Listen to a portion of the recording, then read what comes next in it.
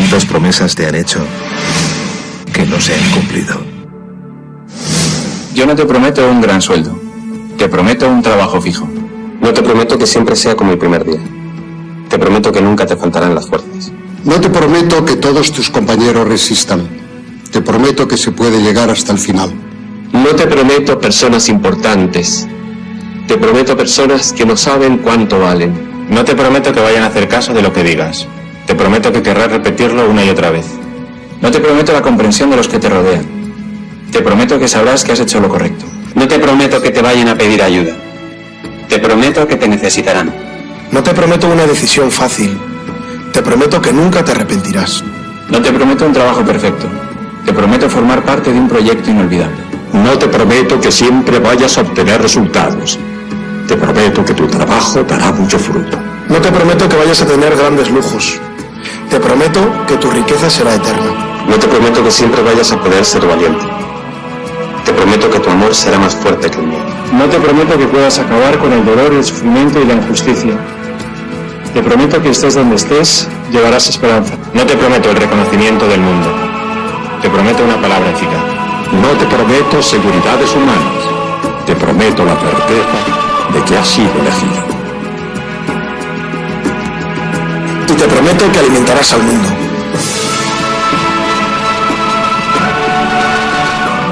Unirás corazones.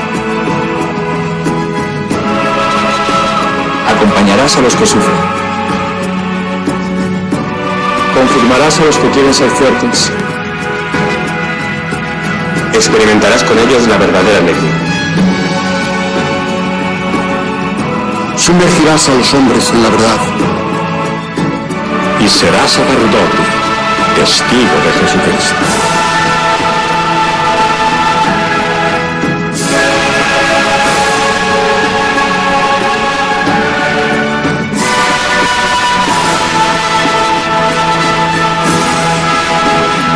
No te prometo una vida de aventuras.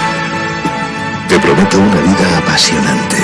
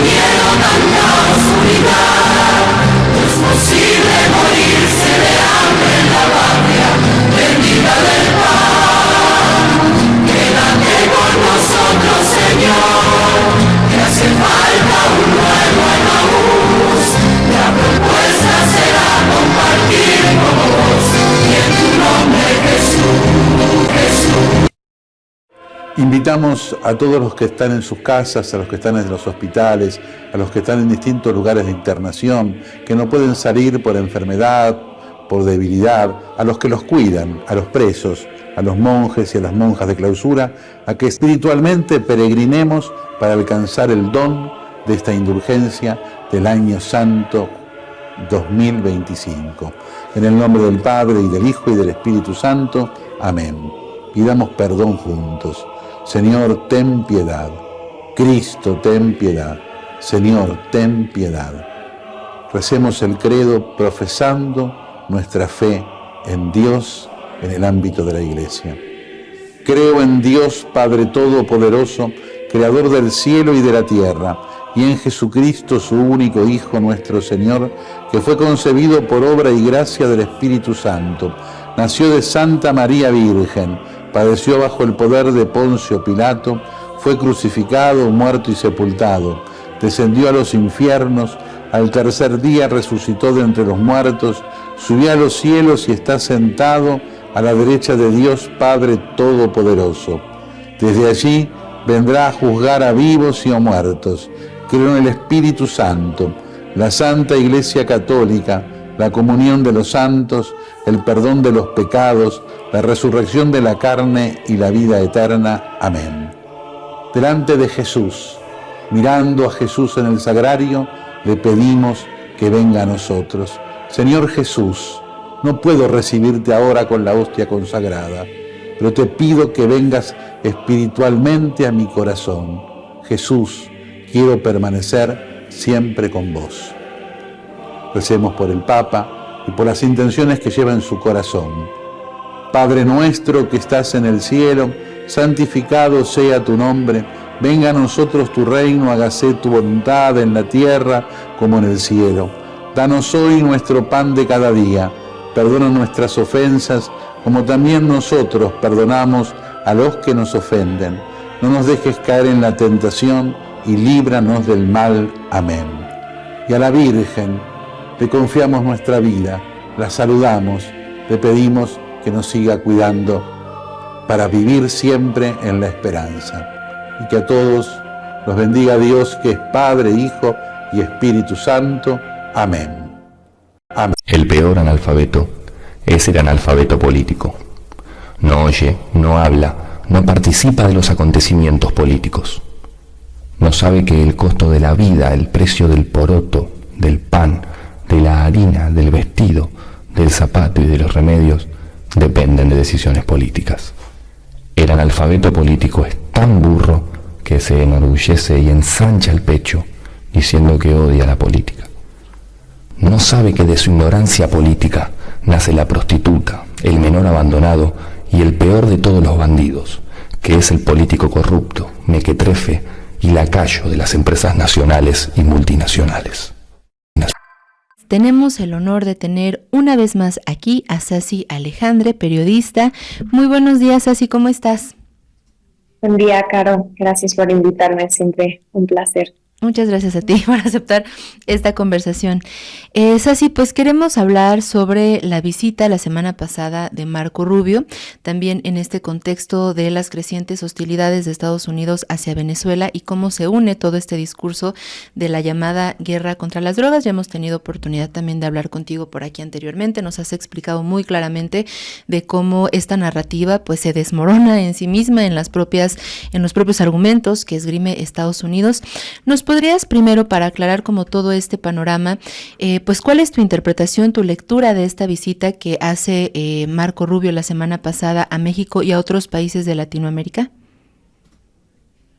Bueno, creo que lo primero que hay que decir es que a raíz de la visita de Marco Rubio a México no se firmó ningún tratado formal, sino que solo fue un acuerdo de entendimiento, porque hay mucha cobertura mediática en donde se confunden estos dos términos. Entonces, esto en palabras de la propia presidenta.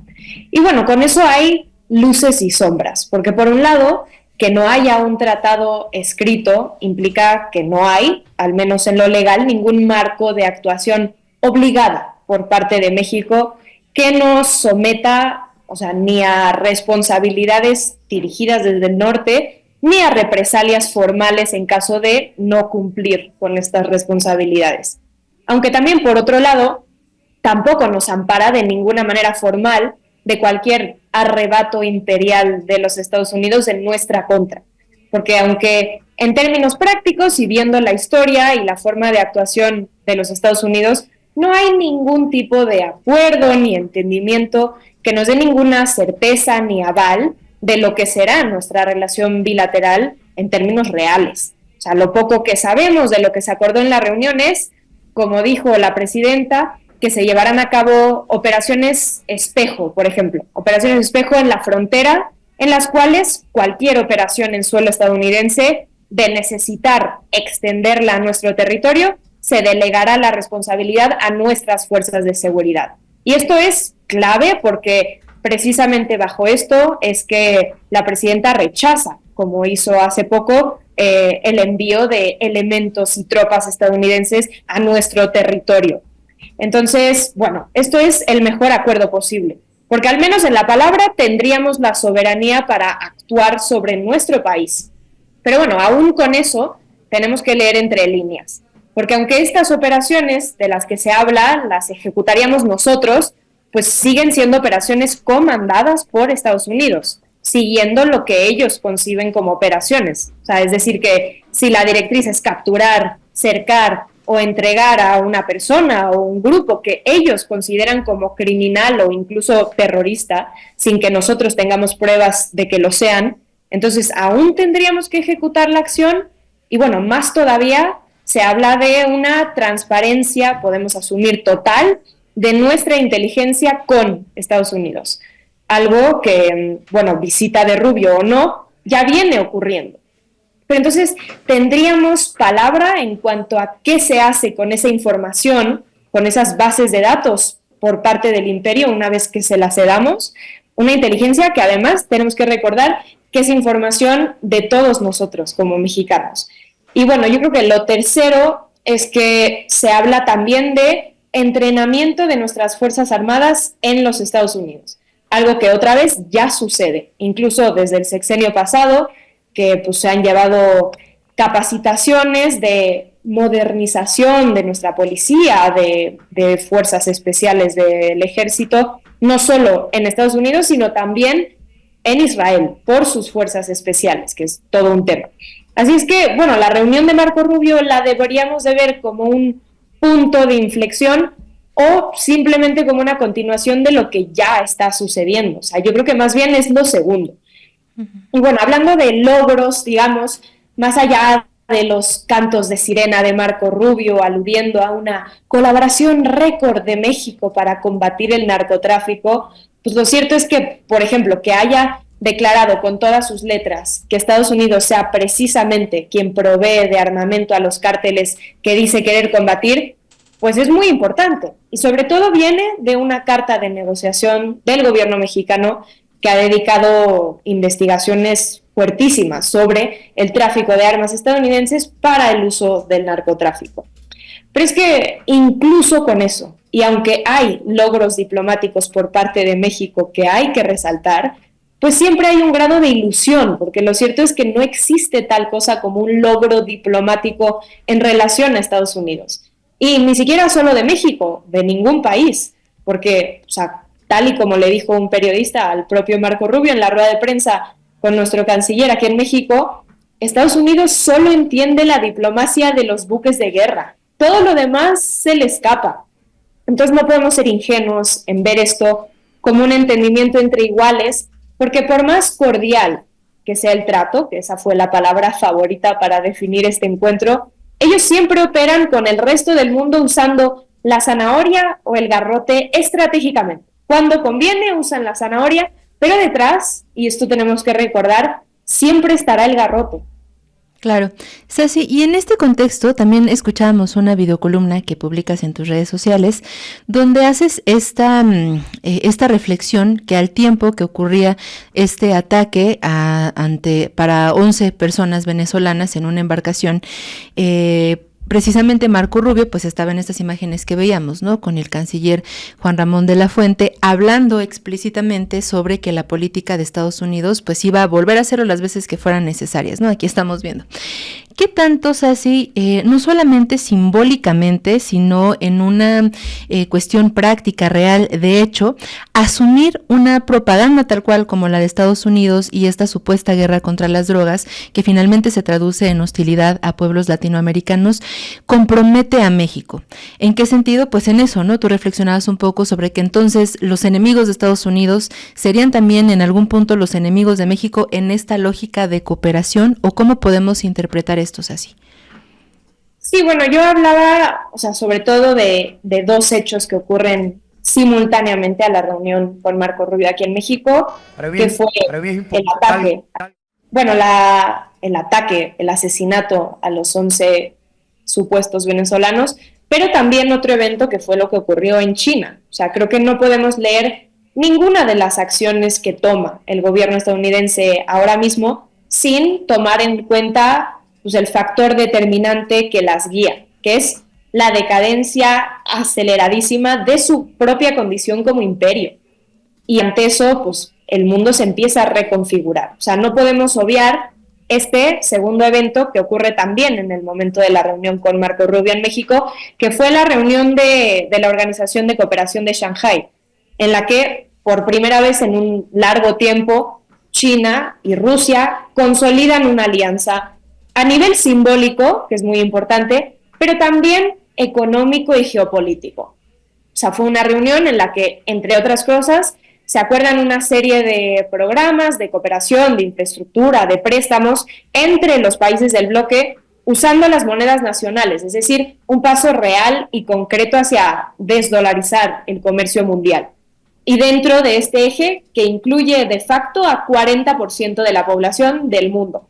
Porque no solo está en China y Rusia, sino una serie de países euroasiáticos que también incluyen a India, que es un país que Estados Unidos históricamente había querido enfrentar con Rusia y China para prevenir su alineamiento. Entonces, ¿cuál es la lectura que México quiere empujar? Pues que ante un mundo multipolar naciendo en esteroides, ellos siguen teniendo bajo las riendas a países como México. ¿Eso es verdad? Está por verse. Pero lo cierto es que, si bien esa es la lectura que pretende imponer Estados Unidos a escala global, también se pretende que sea un estandarte sobre todo para la región. Que lo que pues, esta reunión comunique es un alejamiento de México para con América Latina como una estrategia para quebrar pues, una posible unidad latinoamericana. Porque en eso se cierne la visita de Marco Rubio. Porque no solo es eso, es una estrategia que Estados Unidos ha mantenido para México desde el siglo pasado, que es vendernos el cuento de que somos Norteamérica, somos norte global, que tenemos más que ver con el imperio que con el resto de América Latina, de la que nos dicen no somos parte. Entonces, México fue uno de los primeros países en tener un tratado de libre comercio con Estados Unidos, y se llamaba nada menos que Tratado de Libre Comercio de Norteamérica.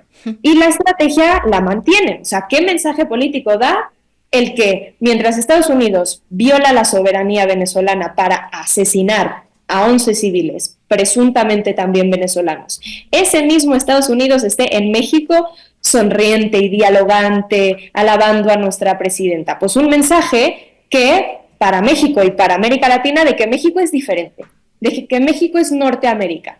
Pero ahí, y más allá de caer en manipulaciones, hay que otra vez leer entre líneas, porque incluso este Marco Rubio, con la supuesta camiseta de amigo entrañable de México bien puesta, soltó una amenaza declarada. Porque cuando le preguntan por el ataque a la lancha de Venezuela que mencionabas, por esa ejecución extrajudicial de 11 personas, sin prueba alguna de que pertenecieran a un grupo narcotraficante desde suelo mexicano, Marco Rubio dice que esto volverá a pasar, como bien dijiste, en un rato, mañana, en una semana, porque el narcoterrorismo no quedará impune. Ahora, ¿esto es una amenaza para Venezuela? Pues claro que no, es una amenaza contra toda la región, incluyendo y más bien específicamente contra México. No solo porque decide decir esas palabras aquí, sino porque fue muy enfático en decir la palabra narcoterrorismo, aludiendo a su lista de grupos terroristas, en la que, recordemos, hay sobre todo cárteles mexicanos, y que se avala todavía en en las leyes que pasaron después del 11 de septiembre, en las que ellos pueden actuar como quieran, cuando quieran, sobre quien sea que ellos consideren como terroristas. Algo bajo lo que no nos protege ningún entendimiento sobre soberanía, autodeterminación, no intervención, ni ninguno de esos parámetros, porque para Estados Unidos son eso, cantos de sirena.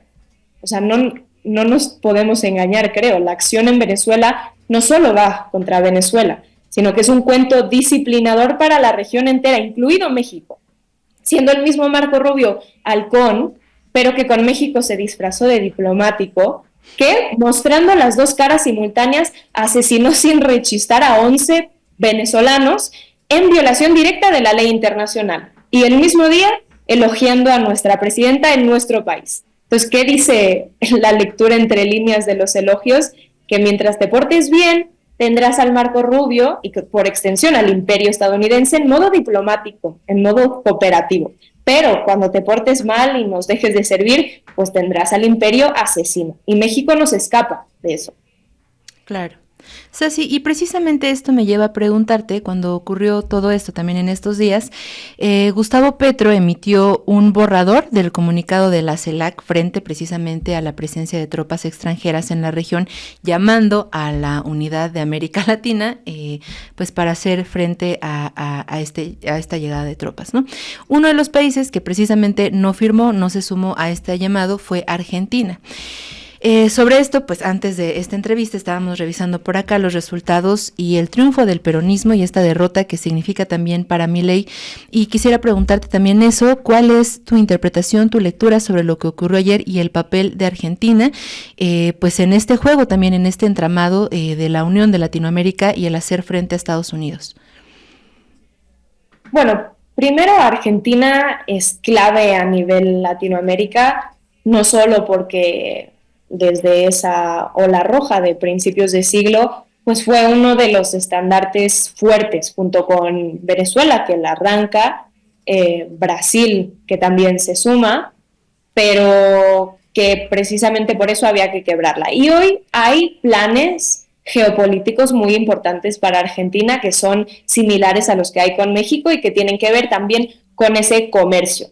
Y que tanto en México, que se está construyendo el corredor del Istmo de Tehuantepec, pues en Argentina también se está construyendo un corredor bioceánico, 2 que pueden sustituir al Canal de Panamá en términos de comercio. Entonces yo creo que a nivel Latinoamérica hay que tener muy claro que si bien ahora mismo, volviendo un poco a lo de México, si nos están vendiendo que la estrategia de Estados Unidos es combatir al narcotráfico, porque esa es su agenda de máxima importancia, pues lo que tenemos que tener claro es que no existe tal cosa como una lucha de Estados Unidos contra el narcotráfico, sino que creo que la lectura es que Trump tiene 2 puntos fundamentales en términos de rendición de cuentas a sus electores. Y una es, sí, el término de las drogas, y que hay una preocupación real por parte de la población estadounidense que está sumida en la adicción, que es el país con el consumo de drogas mayor en el mundo, y que bajo eso, construido por Estados Unidos, tienen que buscar un enemigo para declararle la guerra y culparlo de todos los males internos de Estados Unidos. Y ahí es donde una vez entró Irak, Afganistán, y que hoy entra Venezuela. Y la segunda rendición de cuentas es el América será grande de nuevo, que básicamente se cierne no solo en recordar los viejos tiempos del Plan Cóndor y de la dominación al sur global, pero también y sobre todo bloquear a China. Y con eso vuelvo a Argentina. Bloquear a China implica, por ejemplo, en México, que tan solo después de la reunión con Marco Rubio se haya anunciado un nuevo paquete de aranceles de México contra China, a la par del 25% de aranceles que ya había impuesto Estados Unidos contra China. Entonces, eso implica que va a haber un alineamiento real en términos de nuestro comercio y nuestras relaciones exteriores para hacer felices a Estados Unidos, que implica bloquear a China. Entonces, volviendo a Argentina, lo que se plantea ahora es que ante un cese de funcionamiento del Canal de Panamá, que eso está ocurriendo en parte por el calentamiento global, pues no solo hay un ahorcamiento al gobierno panameño, que siempre ha habido porque es un estado proxy de Estados Unidos y lo ha sido desde tiempos de la invasión, para cortar toda relación con China, para cortar todo uso del Canal de Panamá por China. Eso Mulino lo aceptó sin rechistar, se salió de la ruta de la seda y se alineó completamente con Estados Unidos. Entonces, si México hace un corredor bioceánico bajo un tratado de seguridad y unas imposiciones de Estados Unidos, pues implica también bloquear a China. ¿Y qué pasa con el de Argentina? Pues lo mismo. Si hacen un corredor bioceánico, Estados Unidos controlaría que China tampoco lo use. Entonces, las 3 vías de comercio, tanto la existente como las 2 que están en construcción, pues serían bloqueadas de uso chino. Entonces, bueno, a nivel latinoamericano y a nivel geopolítico, esa es la importancia de Argentina. Pero yendo ya a lo que acaba de suceder esta semana, pues bueno, el triunfo de la provincia de Buenos Aires por parte del peronismo, pues puede significar y debe significar, creo, lo más importante, un compromiso real por parte, ya no solo del peronismo, sino de la izquierda argentina, de saber poner los ojos a dónde está el enemigo real. O sea, venimos de un triunfo presidencial de Milei que la realidad es que no se hubiera llevado a cabo si, uno, no se hubiera elegido a Sergio Massa como candidato por parte del peronismo, sabiendo que no iba a ganar por su pésima gestión dirigiendo la economía de Argentina, que llegó a unos niveles de inflación que incluso están peor ahora, pero que para ese momento eran increíblemente graves. Y bueno, como un candidato que en gran medida estaba un poco controlado y bajo la sombra de Cristina Fernández de Kirchner, pero también por otro lado un triunfo de Milei que no hubiera ocurrido si no hubiera habido un consenso, por ejemplo, en el trotskismo, que es el ala más a la izquierda dentro del panorama progresista argentino, si no hubiera habido un consenso por parte del trotskismo, pero una abstención en esas elecciones, aun cuando eso claramente significaría entregarle el triunfo a Javier Milei, como ocurrió. Entonces, hoy vemos que ante una Cristina encarcelada injustamente como un acto de lawfare en su máxima expresión, pues tienen que surgir nuevos liderazgos por parte del peronismo. O sea, que no nos suceda como en Ecuador, que sigue arrastrando la imagen de Correa sin nadie que lo sustituya ni adapte su modelo de país a las complejidades de la actualidad, y tampoco como en Bolivia, donde el MAS ha sufrido decisiones que han debilitado todo el legado del partido y de la izquierda boliviana. Entonces aquí tenemos a Axel Kicillof, que es uno de esos liderazgos. Y bueno, ahora se toma en cuenta de manera real, pasando todas las posibles riñas internas en el peronismo que las hubo, en donde incluso pues, había tenido enfrentamientos con la propia Cristina. Entonces, tenemos que tener claro que el peronismo no va a volver a hacerse con la hegemonía del país simplemente por ser peronistas. O sea, se gana cuando se vuelve a tener un proyecto de país que ilusione y con liderazgos que empujen ese proyecto. O sea, en estas elecciones creo que lo que hay que tener claro a nivel izquierda es que lo que se votó fue al peronismo, sí, pero también a un digno representante que fue Axel Kicillof y que ya ha tenido una gestión que la gente de Buenos Aires apoyó. O sea, recordemos que la provincia de Buenos Aires es el 40% del electorado nacional. Entonces, yo creo que la gran lección de este triunfo no es una soberbia de decir la izquierda está volviendo por doquier, estamos venciendo a la extrema derecha, porque si bien eso puede ser cierto, tenemos que hacer que eso suceda. Y lo que demuestran estas elecciones es que lo que ganó fue un buen liderazgo, un proyecto de país, al menos desde ese representante, y una unidad dentro de esa izquierda que había perdido el rumbo de la unidad y de la cohesión por mucho tiempo. Claro. Ceci, finalmente me gustaría preguntarte en esto último que mencionas, sobre que si bien esto no puede significar explícitamente o totalmente cierto este regreso o fortalecimiento de la izquierda y que habríamos de hacer que suceda, ¿cómo podríamos hacer que suceda? Es decir, para la región y frente precisamente pues a este monstruoso Estados Unidos hostil contra América Latina, ¿cómo podríamos hacerlos así? Bueno, yo creo que una parte fundamental, además de la cuestión política y partidista, que es lo que nos demuestra Argentina, también hay una cuestión práctica que es, o sea, por ejemplo, en México, que si bien ya estamos en el poder, lo que siempre han dicho las transformaciones de esa ola roja es que no se trata de hacer una revolución, sino de trabajar en la irreversibilidad de la revolución. Si no, se derrumba y entonces pasa como está pasando en Ecuador y como está pasando en todos los países, que si bien se empezó una transformación, en el momento en el que algo flaquea y la derecha lo sabe capitalizar, todo se derrumba y entonces cuando se vuelven a ganar elecciones no solo es construir desde cero, sino de -10.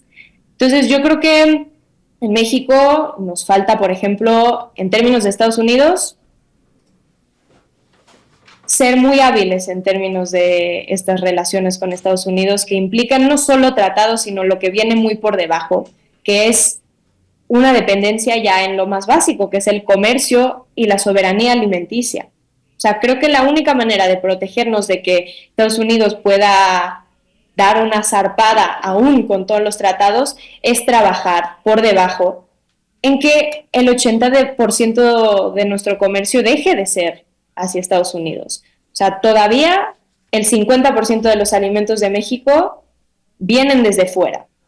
Eso es que no hay soberanía alimenticia. Y eso es precisamente lo que le da poder a Estados Unidos para entonces poder amenazar con sanciones, con aranceles. Como en Venezuela, cuando empezaron los aranceles, no tenían la soberanía alimenticia que tienen ahora. Y sin embargo, hoy, más del 90% de los alimentos que se consumen en Venezuela se producen en Venezuela. ¿Qué quiere decir eso? Que si en algún momento llega un bloqueo aún mayor, ellos pueden seguir viviendo de lo que producen.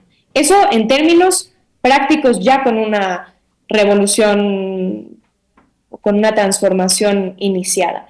Pero en términos de las izquierdas que aún no llegan a consolidar ese bloque de poder o esa pequeña contrahegemonía, por más minúscula que sea, pues creo que otra vez el ejemplo de Argentina debe ser clave, que siempre va a haber una pulsión por la división, sobre todo cuando no se tiene nada para intentar buscar algo, pero cuando volvamos a tener un proyecto de país en donde no solamente sea un anti-Milei, antifascista, anti-extrema derecha, hay que reivindicar esos términos, pero no es suficiente nunca ser solo anti, sino tener un proyecto post, como en México se está pensando en consolidar. No solo es anti-neoliberal, sino que se está generando una serie de políticas públicas y de políticas de Estado que puedan poco a poco sustituir ese sistema. Entonces creo que no podemos caer en ser reaccionarios en esa cuestión de solamente ser contra extrema derecha, porque eso no es suficiente. Si ellos nos están avanzando por lo más radical del espectro político y no somos radicales, le estamos cediendo siempre el poder a ellos. Ok. Pues así, de verdad, como siempre, te agradecemos muchísimo tu claridad, tu tiempo también, muy valioso que nos compartes por aquí en la noticiera. Y por favor, si nos puedes compartir, pues, donde podemos leerte, verte para toda nuestra audiencia. Bueno, muchas gracias, Carolina. Bueno, yo estoy en redes sociales, Sasi Alejandre, S-A-S-I Alejandre, todo pegado, en Twitter e Instagram sobre todo. Ok, perfecto, pues ahí estaremos siguiéndote. Muchísimas gracias, Sasi, por esta conversación y pues esperamos continuar pues en esta comunicación. Muchas gracias, Sasi. Muchas gracias, Sasi. Movimientos en Rusia para que el gobierno argentino le explique de dónde salió la operación en torno a los audios de Karina Milei. Gaby. Exactamente, los dichos tienen consecuencias. En este momento ha sido citado de emergencia el embajador argentino ante Moscú. Estamos hablando del embajador Enrique Ignacio Ferrer Vieira. Ahí estamos. ¿Un embajador de carrera? De carrera, exactamente, nombrado allí en Moscú, que fue citado por la Cancillería rusa para que dé explicaciones de dónde sale esta información que ha dicho Patricia Bullrich con respecto a que en el escándalo por español y las derivaciones de las coimas y demás, estaban involucrados supuestos espías rusos, ¿no? Sí, ¿sabés de dónde sale que esto ya genera un conflicto internacional para la Argentina? De la voz de Patricia Burri. Mira cuando lo decía. Hace poco tiempo nosotros denunciamos una injerencia de personas ligadas a ex servicios de inteligencia rusos, y ya veíamos que en la campaña podía suceder esto, que esto podía ser parte, ya veíamos que Venezuela podía influir, y periodistas que desde nuestro punto de vista, más que periodistas, están siendo parte de esta difusión para operar el sentido de una elección.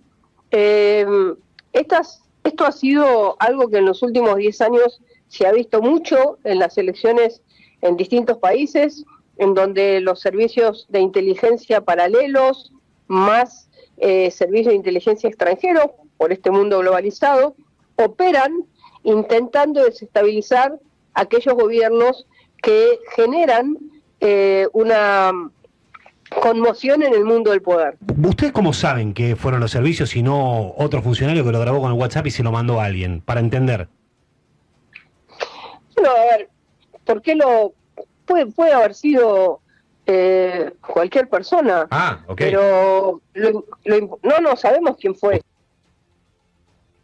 Claro, yo imagino al ministro de Seguridad ruso escuchando esto y diciendo, ¿qué? ¿De qué están hablando? ¿De qué hablan? Exactamente. ¿Karina qué? Sí.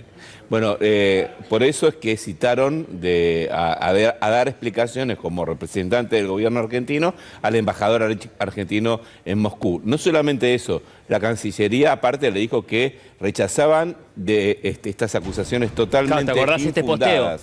Rechazamos categóricamente las acusaciones sobre la posible grabación de conversaciones telefónicas en la Casa Rosada por servicios de inteligencia rusos y venezolanos, considerándolas infundadas y falsas. Hoy, en esta reunión donde se convoca al embajador argentino para que dé explicaciones, las autoridades de la Cancillería rusa, conducidas por Sergei Lavrov, dijeron que Argentina no tiene prueba alguna sobre esto. Yo imagino que lo que le piden es eso, Gaby, que venga el embajador y que nos muestre en qué se basa esta denuncia. Exactamente, y van más allá, porque lo que dice el gobierno ruso de Vladimir Putin es que existe un tratado de asistencia recíproca entre Rusia y Argentina, una asistencia legal en materia penal que establece un procedimiento para la interacción correspondiente a las estructuras competentes entre ambos países y que obviamente en esta situación el gobierno argentino no respetó ese tratado, que digamos, si tenía alguna sospecha de que había agentes rusos, le tendría que haber intercambiado esta información con el gobierno ruso. Es más, la Cancillería rusa agregó que las declaraciones de Patricia Bullrich no ayudan a mantener relaciones constructivas de amistad que existen históricamente entre ambas naciones, y en ese sentido Moscú lamenta que Buenos Aires no esté dispuesto a avanzar en el camino del desarrollo progresivo de las relaciones mutuas. Sí, lo que debe conocer seguramente ya el gobierno ruso, que la ministra de Seguridad de la Argentina se desdice muy rápido de los dichos, ¿no? Hay que ver ahora, pero lo que pasa es que ya es un tema internacional, hay un llamado al embajador argentino y hay que ver qué le dicen desde Cancillería también, ¿no? Exactamente, qué respuesta institucional da la Cancillería argentina. Bueno, lo que ha dicho también la Cancillería rusa es que esperan que la parte argentina dé una explicación detallada de las inaceptables declaraciones de la ministra lo antes posible, así lo dicen. ¿Cómo repetime eso? Dice, la Cancillería rusa confía en que recibirá de parte de la Argentina una explicación detallada de las inaceptables declaraciones de la ministra y que esto sea lo antes posible. Esto es lo que dice el gobierno de Vladimir Putin después de estas declaraciones que escuchábamos recién de Patricia Bullrich acusando a servicios de inteligencia rusos justamente de estar involucrados en una supuesta... ¿Qué pruebas tiene la ministra? ¿Qué pruebas aportará la ministra? No lo sé, porque lo único que tenemos hasta ahora es la declaración esta que ha planteado justamente en una radio argentina. La verdad es que es muy peligroso esto porque ahí está el tema. Enfrenta con un gobierno que directamente dice, dame las pruebas ¿de dónde sacaste todo esto? Y aparte apela a lo que es la legalidad internacional, a los tratados que Argentina tiene firmados con Rusia de colaboración recíproca, diciendo, vos antes de hacer una declaración de este tipo, me tenés que informar de que hay alguna sospecha de esto. Bueno, esto no ocurrió. Y por eso es que el gobierno de Vladimir Putin está planteando que estas acusaciones del gobierno argentino y particularmente de la ministra de Seguridad, Patricia Bullrich, están totalmente infundadas y carecen de cualquier tipo de prueba, ¿no? Bueno, habrá que esperar, Paula, a ver si hay alguna respuesta del gobierno. Estaba buscando el documento a través del cual el Ministerio de Seguridad hace la presentación, porque recordamos que esto es una Bullrich, digamos, poniendo en palabras lo que ya además había presentado vía un documento del Ministerio de Seguridad. Y ahí donde empiezan a hacer como todas las especulaciones de las vinculaciones venezolanas, troscas rusas, ¿no? que usa Patricia Bullrich. Me acuerdo que una de las palabras o una de las expresiones que decía este texto era según trascendidos, según versiones periodísticas. ¿Me explico? Es decir, que nos está metiendo en un conflicto internacional, pero es demasiado mencionarlo de esa manera, pero digo que despierta la alerta de un país importante como Rusia por trascendidos y por versiones periodísticas.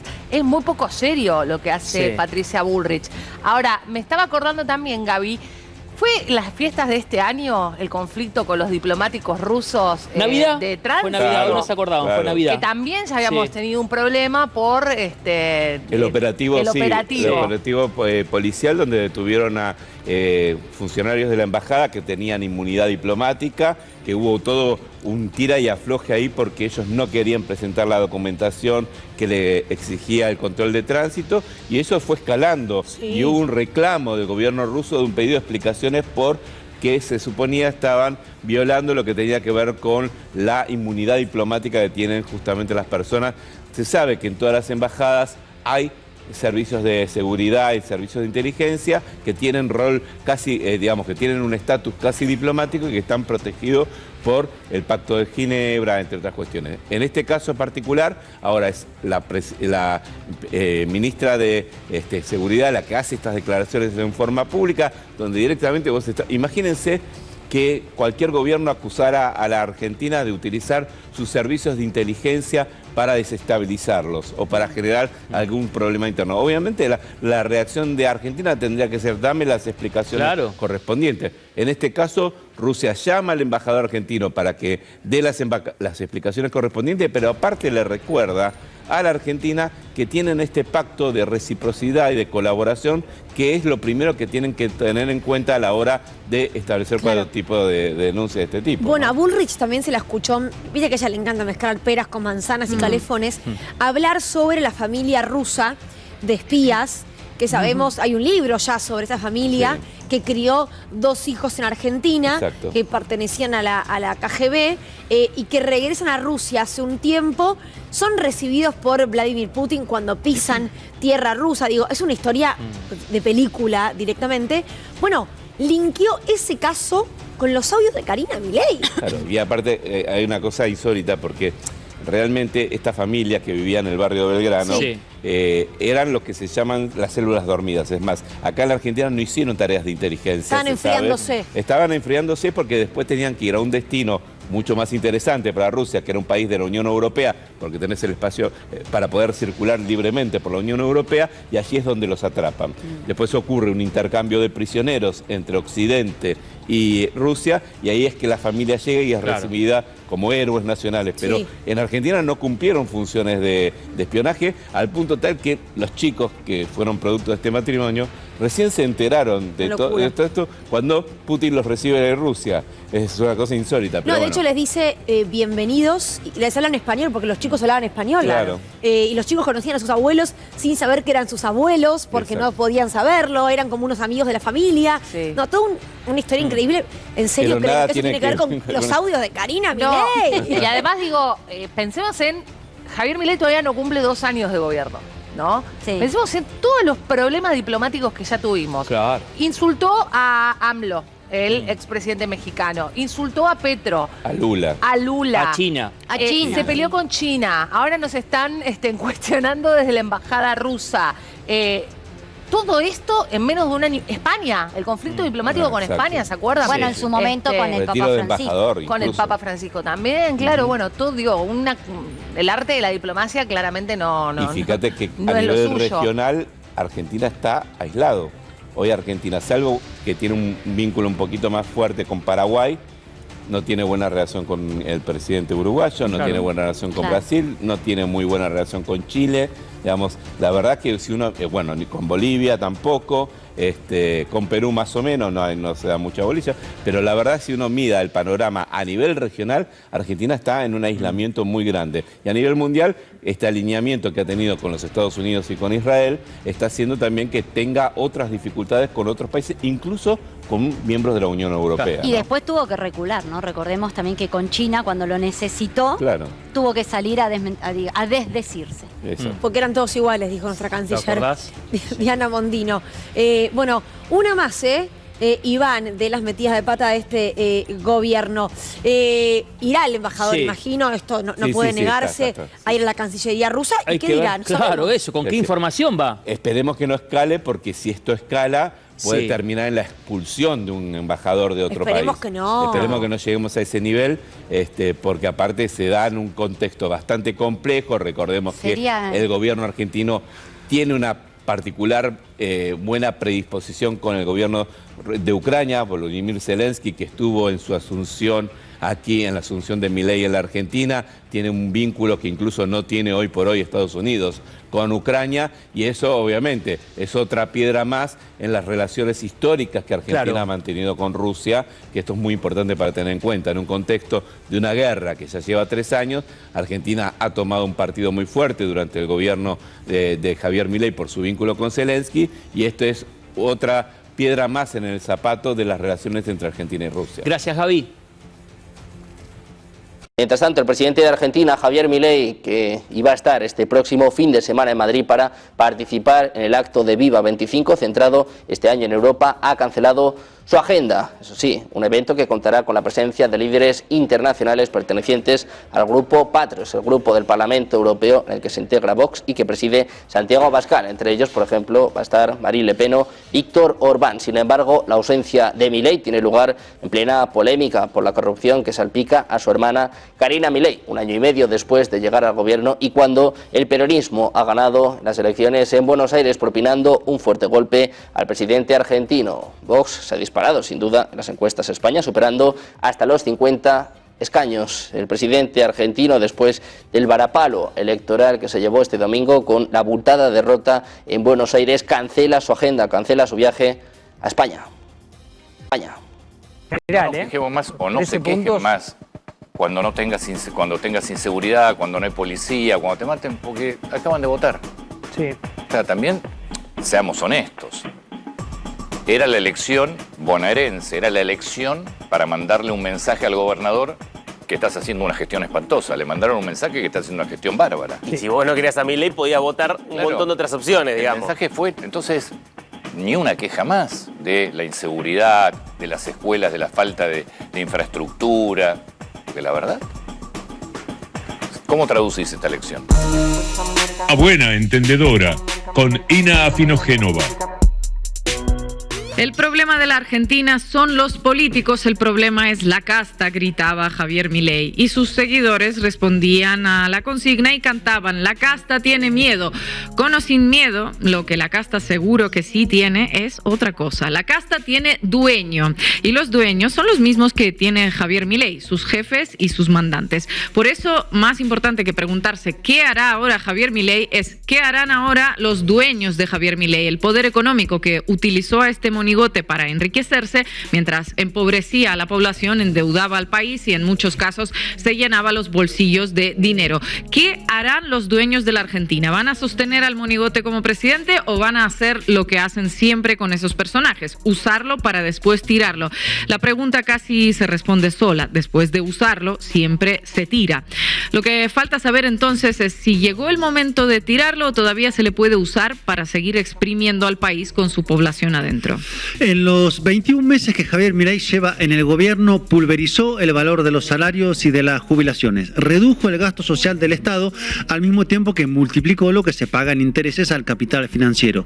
Lo que ocurrió durante la jornada de hoy es que profundizó algo que venía ocurriendo en las últimas semanas. Después de pulverizar salarios, Milei está pulverizando el valor de las empresas más grandes del país. Y a los dueños, a sus dueños, ya eso como que no les gusta. Como que no les gusta. El modelo de Javier Milei sirve solo para un sector muy, muy pequeñito. Un reflejo de eso lo tenemos en lo que ocurrió ayer en las localidades agropecuarias del interior de la provincia de Buenos Aires. Se trata de un sector que tradicionalmente no vota al peronismo. ¿Y qué ocurrió ayer entonces? El peronismo ganó en la mayor parte de esas localidades. ¿A qué se debe? A que el modelo de Milei destruyó lo que parecía más difícil de romper en la Argentina, la rentabilidad del sector agropecuario. ¿Cómo lo hizo? Manteniendo $1 a un precio ridículamente bajo.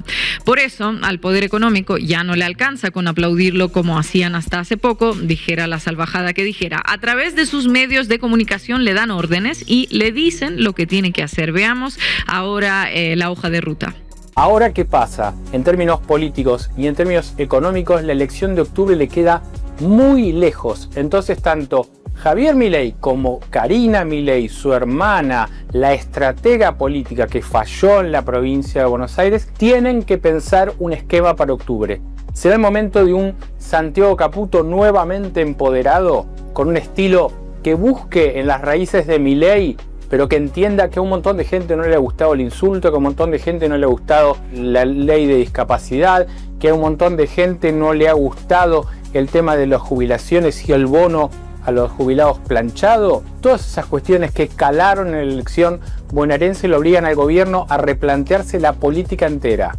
Y sabemos que a Milei no le gusta la política, él dice que no le gusta. ¿Tendrá que meterse más?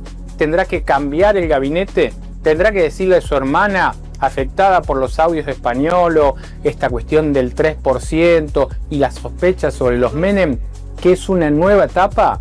¿Requerirá nuevos actores? Esto se verá luego de la paliza que sufrió el gobierno nacional en la provincia de Buenos Aires. Vamos a hacer nuestra versión libre del mensaje de Clarín. Muy lindo, Javier, todo lo que hiciste es por nosotros. Bajar salarios nos encanta, pero ¿para qué insultar si podemos hacerlo con buenos modales y una sonrisa en la cara? El contenido nos encanta, pero tus formas son un tanto irritantes, Javier. Y octubre queda muy lejos. ¿Estás seguro de que vas a seguir así? ¿Es el consejo de un amigo o la amenaza de un capobastone? Cada uno elige la opción que más le guste. ¿Cómo sigue la película para Javier Milei? Las elecciones nacionales para cargos legislativos están previstas para el próximo 26 de octubre, una fecha muy lejana para un gobierno que luce exhausto, preso de su mala praxis y acosado por denuncias de corrupción. Uno de sus puntos débiles es precisamente el financiero. En el mes de abril, el Fondo Monetario Internacional le entregó $12.000 millones para facilitarle el triunfo en las elecciones a cambio de entregar las riquezas naturales del país para ser explotadas por el capital transnacional. ¿Qué pasó desde entonces? Milei y su ministro de Economía, el endeudador serial Luis Caputo, se fumaron en pipa una cifra más alta, $14.000 millones. ¿Cuánto más tendrán que fumarse para llegar hasta octubre simulando que el barco no se hunde? El precio del dólar es una de las claves para el único aspecto positivo que Javier Milei puede mostrar en su gestión, la baja de la inflación. Si el dólar se dispara, de lo cual hay primeras señales, la inflación sube.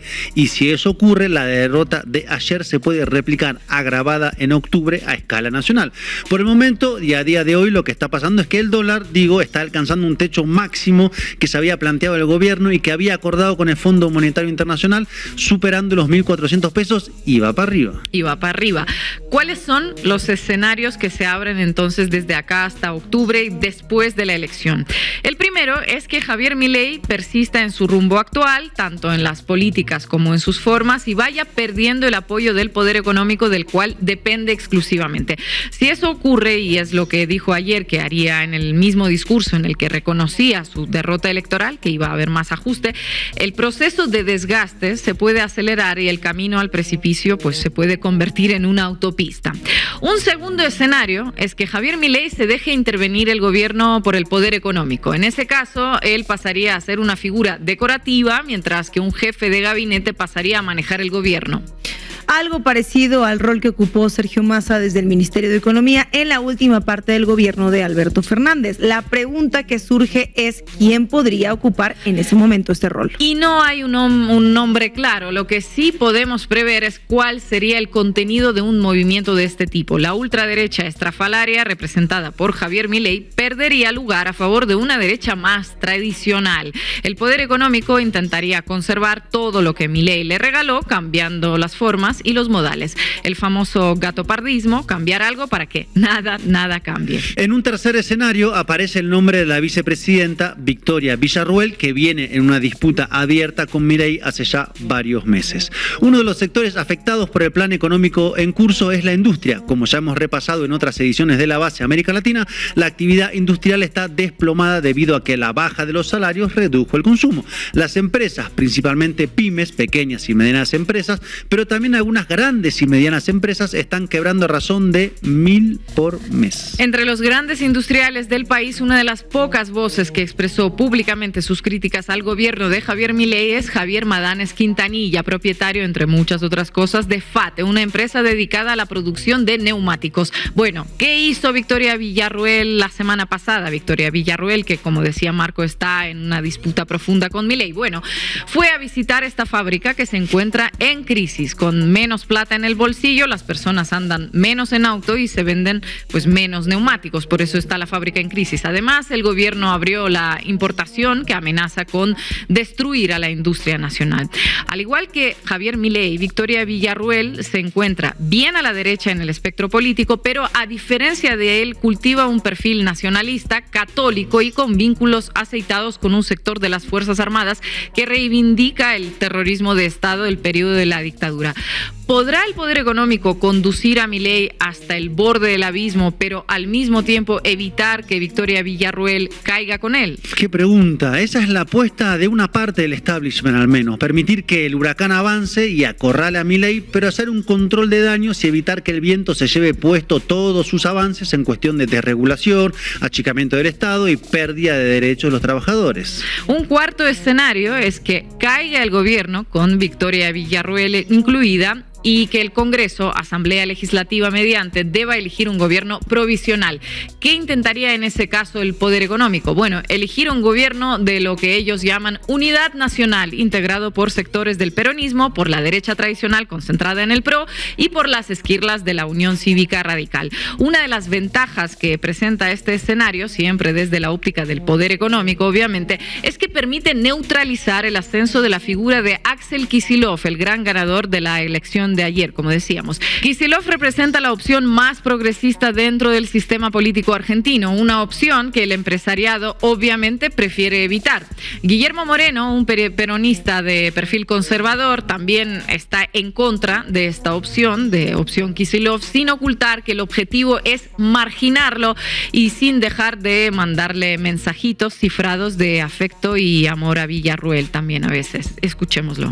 Esto está terminado, muchachos. Entonces, un gobierno, insisto, es un gobierno de unidad nacional, la política al frente, entender lo que hay que hacer y entre todos ordenar la macroeconomía. Cuando digo entre todos, digo desde los liberales, serios, no esto, lo serio, hasta el peronismo. Tenés que ordenar esto. Un año de gobierno de transición, te lo dije, vamos a terminar diciéndolo. Un gobierno de transición para ordenar la macro. Entre todos, liberales, serios, no esto. Bueno, esto no se resuelve en la Ciudad de La Plata, se resuelve en la Casa Rosada, el Congreso y la Corte Suprema. Lo dice Moreno, intentando aislar a Kicillof. El Congreso tiene una de las llaves para acorralar a Milei. ¿Cuál es? Continuar con el mismo rumbo que tomó en las últimas semanas. Aprobar leyes en contra de la voluntad del gobierno e impulsar la investigación de los hechos de corrupción que los salpican. Por su parte, la Corte Suprema tiene otra llave con capacidad de detonar una bomba. ¿Cuál es? El modelo de Javier Milei tiene como una de sus columnas el superávit falso que logró dejando de transferir a las provincias los recursos que les corresponden. La Corte Suprema puede obligar al gobierno a que entregue a las provincias los recursos adecuados. Si esto ocurre, a Milei le explotaría otra bomba en sus ya maltrechas manos. En las próximas semanas el tiempo de la política se acelerará y el poder económico deberá tomar definiciones entre las distintas opciones que estamos repasando. El periodista Leandro Renú en Página 12 consigna que los empresarios intensificaron el diálogo con sectores opositores y destaca declaraciones del titular de la Unión Industrial Argentina, Martín Rapalini, quien se quejó del estatismo excesivo de los gobiernos anteriores, pero le reclamó a Milei una economía menos abierta a la importación. El corazón del descontento con el gobierno, más allá del escándalo de las coimas, de la corrupción, son las deficiencias del programa económico y sobre todo que el círculo rojo, es decir, el grupo principal de poder más allá del poder político, observa que el oficialismo, Milei, no registra que se necesita una modificación de fondo al programa económico. Mientras le exigen aminorar para ordenar, Milei promete más ajuste y seguir por el mismo camino, intensificando incluso sus políticas, como amenazó con hacer ayer. El empresariado industrial aplaude el rumbo en general, pero pretende que disminuya la velocidad, ya que teme pasar de largo en una curva. Milei ayer, como dijimos, prometió acelerar. Queda pendiente la pregunta: ¿Milei tiene freno o su único freno es la pared o el precipicio? En breve sabremos la respuesta. Obviamente la inflación, además, yo por eso te decía, contramano el corso de Milei y anacrónico, porque hoy en todo el planeta, empezando por Estados Unidos, pero siguiendo por Europa, las economías, los economistas, los presidentes están cambiando el chip del neoliberalismo. Revalorización del proteccionismo. Tan proteccionistas, tan nacionalistas, los tipos dicen defender hasta el último puesto de trabajo. Milei debe ser el único presidente del mundo que cierra una empresa y hay un despido, y ni hablar de 1.000, 2.000, 200.000, el único que festeja. Es una cosa de loco, pero a nivel mundial, incluso los que admiran Milei, Hora 10, abren los mercados, vamos a ver qué pasa. Los próximos segundos, minutos, nos tienen en tensión, porque no queremos que le pase a Milei nada que sea un motivo para caerse del gobierno, porque lo que viene es peor. El establishment es muy hábil. Al otro día de conocerse el desastre de las coimas de los Milei, Clarín sacó en tapa a Victoria Villarruel, porque ya la puso a elongar para una probable sucesión. Anoche ya empezaban a darse vuelta, me cuentan, porque yo estaba trabajando en IP y me dio muchísimo gusto compartir con Guadalupe Regalsi esa tarea.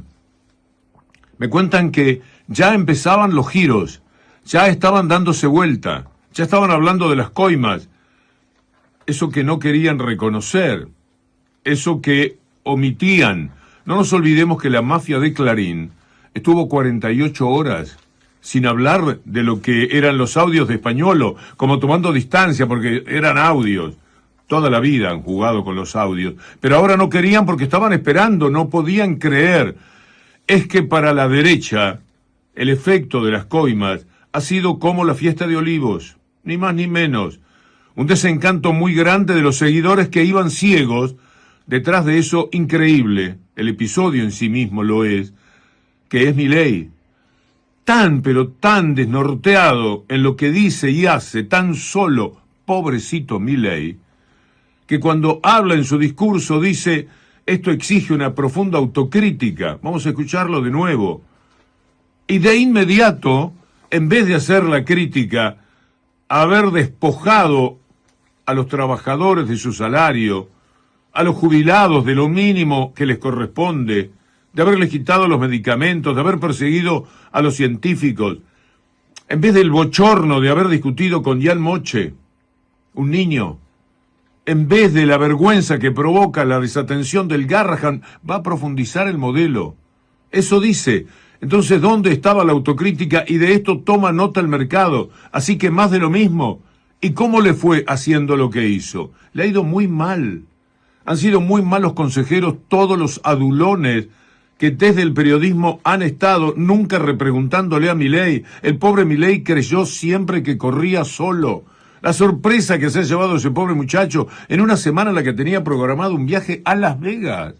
a Las Vegas. Se estaba jugando la provincia de Buenos Aires. Y él, ausente de todo, se iba, lo tenía previsto, a ver a Fátima. Una amiga, una ex, dicen. Bueno, y allí quería estar en Las Vegas. Imaginen ustedes el contrasentido. Bueno, lo pagó muy caro, porque ese hombre está solo. Ayúdenlo a salir de este berenjenal en el que se ha metido. Ayúdenlo, porque con esto también vamos todos. Van millones y millones, que si este tipo se vuelve loco, porque es volverse loco, dar más de lo mismo que le ha dado a la República Argentina en estos 21 meses, lo vamos a pasar atrozmente mal. A este muchacho le quedan 2 años y medio de gobierno. Y los 2 años y medio van a transcurrir como Milei quería, aunque Milei ya no esté. Pueblo que escucha, únete a la lucha. Pueblo que escucha, únete a la lucha. Pueblo que escucha, únete a la lucha. Pueblo que escucha, únete a la lucha. Pueblo que escucha, únete a la lucha. Pueblo que escucha, únete a la lucha. Pueblo que escucha, únete a la lucha. Pueblo unido, nunca vencido. Pueblo unido, nunca vencido. Y luche, luche, luche, no deje de luchar. Y luche, luche, luche, no deje de luchar. Por un canto de obrero, obrero impopular. Y luche, luche, luche, no deje de luchar. Pobre el pobre que no luche, siempre callado nomás. Le han de robar su guitarra, nunca más ha de cantar. Y luche, luche, luche, no deje de luchar. Y luche, luche, luche, no deje de luchar. Por un canto de obrero, obrero impopular. Y luche, luche, luche, no deje de luchar. Pueblo que escucha, ¿qué cosas tiene mi pueblo que no las puedo callar? Cualquiera viene y le ofende y él calladito nomás. Pero guarda al que trampea, pero guarda al que le miente, porque mi pueblo no es tonto, porque mi pueblo es valiente, porque mi pueblo algún día cuando la sangre reviente habrá de salir cantando con un fusil en la frente. Y entonces no habrá más niños durmiendo bajo los puentes, ni obreros, ni campesinos, siempre apretando los dientes